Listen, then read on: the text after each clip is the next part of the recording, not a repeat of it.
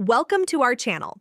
If you want to test premium travel applications through trial offers before your next trip, follow these step-by-step instructions to access enhanced travel planning and navigation tools. Step 1. Identify premium travel apps in categories you need, such as flight tracking like Flighty Pro, travel planning like TripIt Pro, or language learning like Babbel that offer free trial periods. Step 2. Compare premium features against free versions to understand what additional capabilities you'll gain, such as offline access, real-time updates, or ad-free experiences. Step 3. Plan to start your trial strategically before a trip rather than too far in advance, maximizing the utility of premium features when you'll actually need them. Step 4. Download the travel app from your device's app store and create an account, looking for trial activation prompts when you first open the application.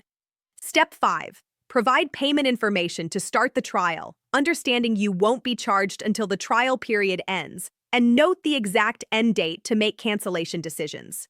Step 6. Explore all premium features before your trip to understand the interface and setup preferences, such as saved locations, preferred airlines, or customized notifications.